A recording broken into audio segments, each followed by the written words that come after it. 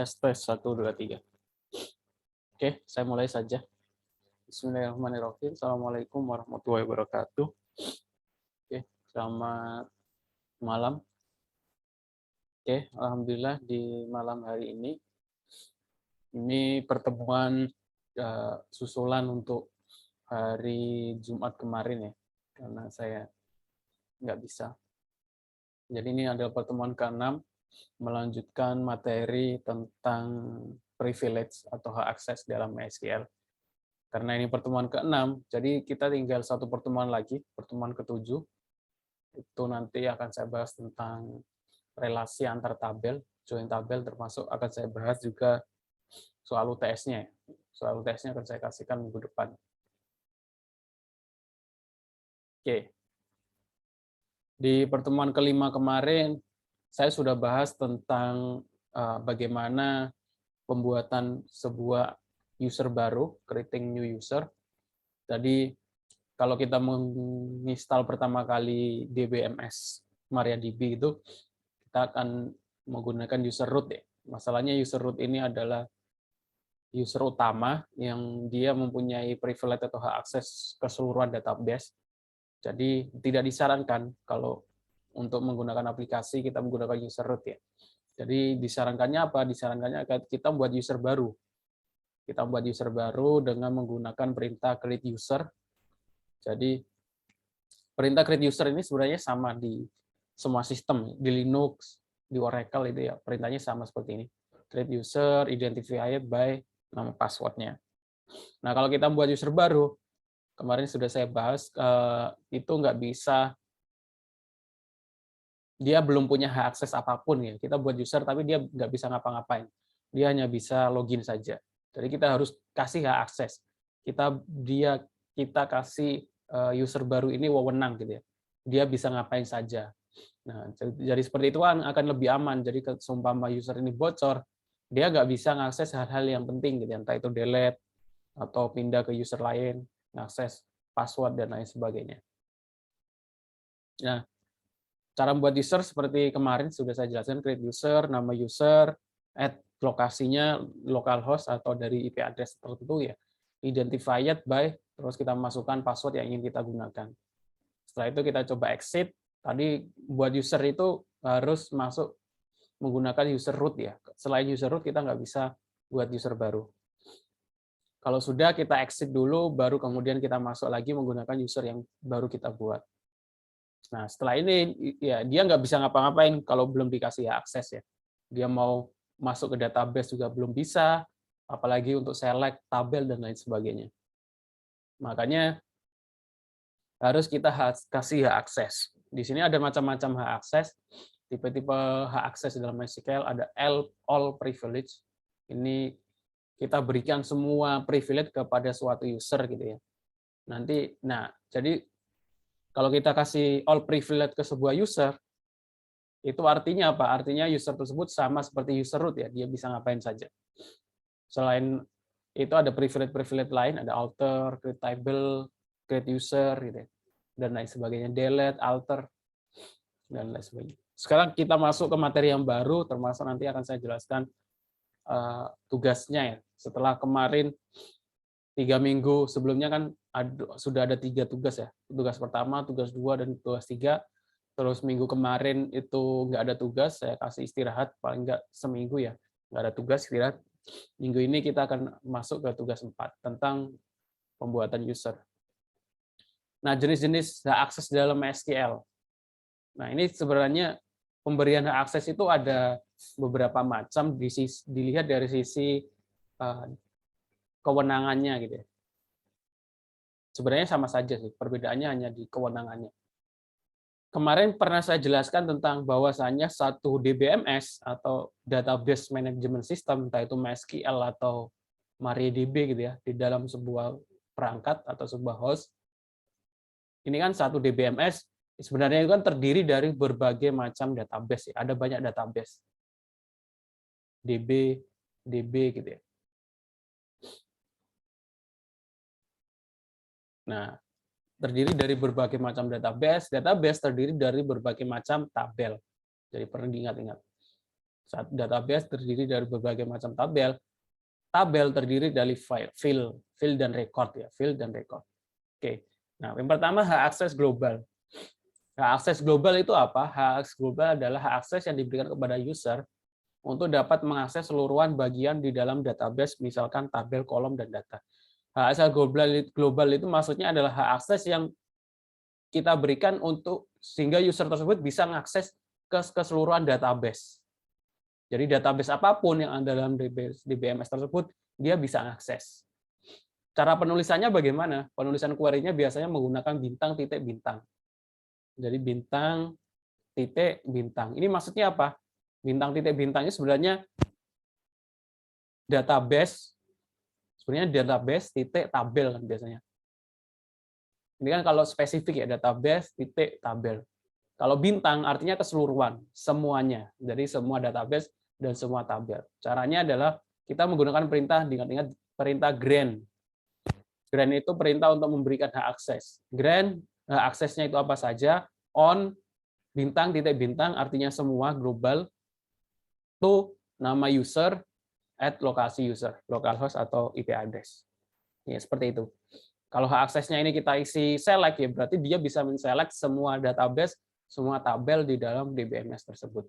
Kalau kita isi all privilege, ya berarti dia seperti jadi user root.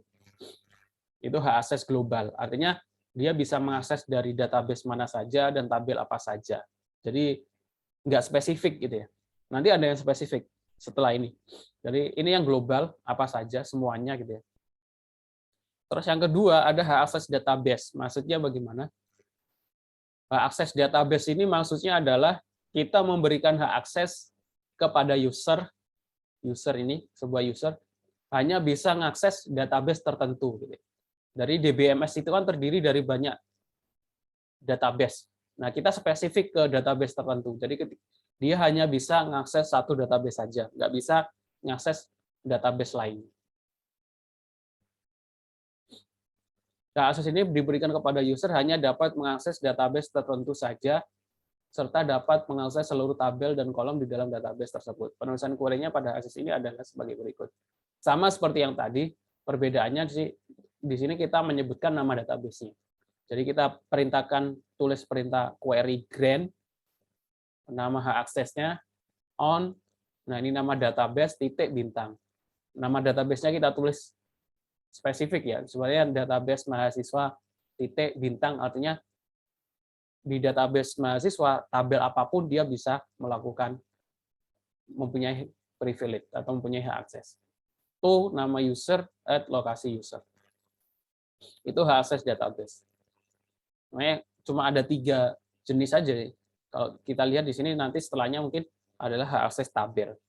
Jadi hak akses tabel kita lebih spesifik lagi. Yang pertama itu global, semuanya bisa mengakses database apapun. Yang kedua itu database tertentu, spesifik. Yang ketiga adalah tabel tertentu, lebih spesifik lagi.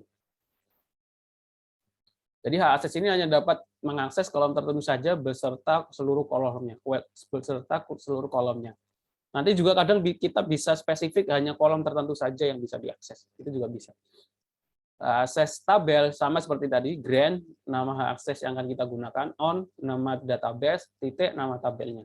Jadi spesifik database-nya apa, tabelnya apa disebutkan. To, nama user, at lokasi user. Nah, itu 3 jenis hak akses dalam MySQL. Sekarang ke studi kasus ya. Oh, ini ada kelewat, ada 4 sih. Akses kolom. Akses ini hanya dapat mengakses kolom tertentu saja. Ini lebih spesifik lagi, tambahan lagi tadi.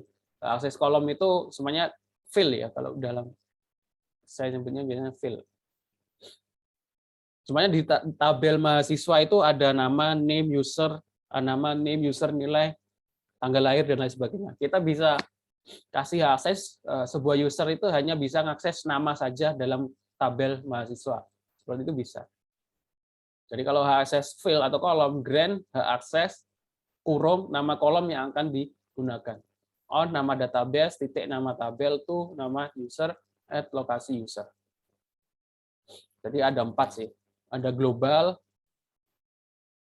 semuanya, database apapun, database apapun, tabel apapun, terus ada hak akses spesifik DB saja, terus ada hak akses spesifik DB, titik tabel, terus yang lebih spesifik lagi, DB, titik tabel, dan kolom tertentu saja hak aksesnya. Jadi ada 4 jenis. Oke. Nah, sekarang contoh kasus, studi kasus. Buatlah sebuah user dosen yang dapat melihat, merubah, dan menambahkan. Jadi dia hanya bisa melihat, merubah, dan menambahkan. Artinya dia nggak bisa delete data tabel mahasiswa di database pegawai, namun tidak dapat menghapusnya. Menghapus data yang ada. User tersebut hanya dapat diakses dari localhost. Jadi ini ada sebuah pertanyaan, ada sebuah studi kasus gitu ya. Seumpama ada sebuah tabel pegawai, di dalamnya ada sebuah database pegawai, di dalamnya ada tabel mahasiswa. Terus kita diperintahkan untuk buat user dengan nama usernya adalah dosen. Passwordnya nggak ditentukan nih. Jadi terserah. Jadi user nama usernya dosen yang hanya bisa melihat, merubah, dan menambahkan di tabel mahasiswa. Oke. Bagaimana caranya?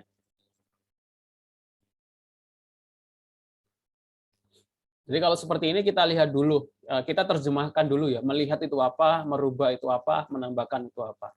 Melihat itu kan select, merubah itu kan update, menambahkan itu insert. Berarti aksesnya adalah select, update, insert.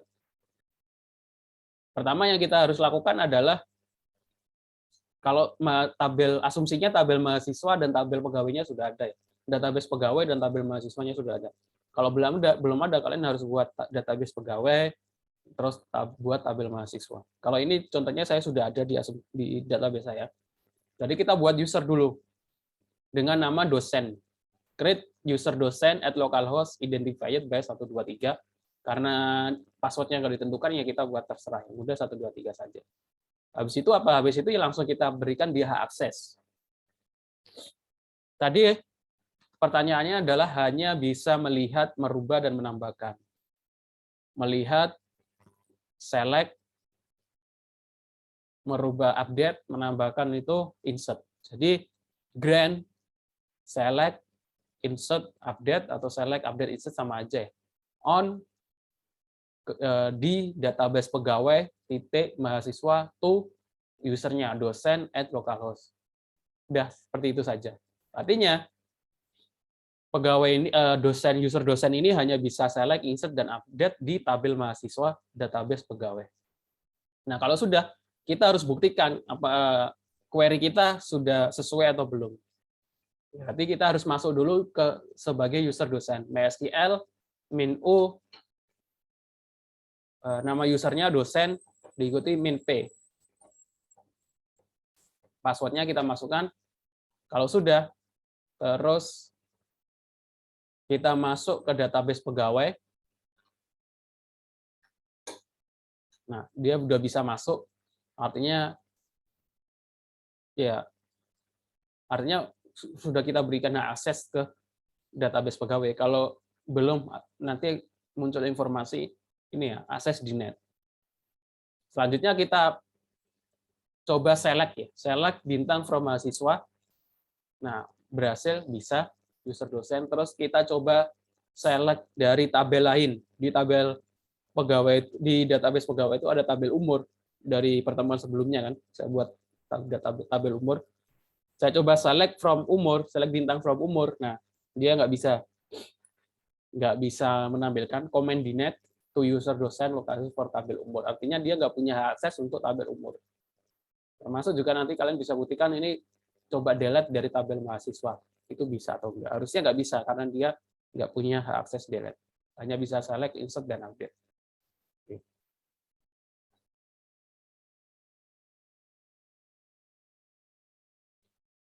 Studi kasus yang kedua, buatlah user pengguna yang dapat melihat seluruh tabel di dalam database mahasiswa, namun hanya pada kolom NIM, nama, dan umur. Jadi ini hak akses spesifik ke kolom atau field ya. Dia bisa mengakses mahasiswa, tapi hanya NIM, nama, dan umur yang mengakses database IP 192.168.0.4. Ya, pertama kita buat user create pengguna dulu ya. Create user pengguna 192.168.04 identifier B123. Setelah itu kita berikan hak akses. Grant dapat melihat itu kan select, berarti grant select hanya name, nama, dan umur. Select name dalam kurung ya, nama, umur on dari database, ini maksudnya tabel pegawai, database pegawai, tabel mahasiswa. On database pegawai, tabel mahasiswa tuh pengguna 192.168.0.4. Artinya user pengguna ini nanti hanya bisa select name, nama, dan umur. Dia nggak bisa nyelek alamat ya. Di mahasiswa ini ada alamat, nomor telepon, alamat dan nomor telepon. Dia nggak bisa. Dia hanya bisa select name, nama, dan umur. Oke. Jadi itu saja materi tentang hak akses, supaya nanti juga akan di soal UTS juga ada materi tentang tugasnya, proyeknya nanti ada juga materi tentang hak akses. Jadi gambaran nanti UTS-nya itu gabungan dari pertemuan 1 sampai pertemuan ke-7 ya. Jadi nanti saya kasih desain database di UTS itu, dari awal kalian harus buat user, buat database, buat tabel, terus insert, beri hak akses, tampilkan gitu. Itu sih paling UTS-nya seperti itu. Kalau sudah ngerjakan tugas harusnya mudah. Nah, selain kita bisa memberikan hak akses, kita juga bisa seumpama suatu waktu pengen menghapus sebuah hak akses dari sebuah user. Nah, hapus hak akses itu query-nya menggunakan revoke ya, itu mengambil. Revoke nama hak aksesnya on, sama seperti kita pemberian sih, cuma bedanya kalau memberi hak akses itu dengan grant, kalau menghapus itu dengan revoke. On database name tabel from user at localhost. Sama ininya from ya. Kalau memberikan itu on. Kalau mengambil from. Contohnya revoke all privilege on bintang titik bintang artinya global, from user nama localhost at localhost. Jadi itu untuk menghapus. Nah, sekarang saya bahas tugas selanjutnya, tugas 4. Praktek biar kalian lebih paham, juga nanti ketika UTS nggak kebingungan karena pernah ngerjain.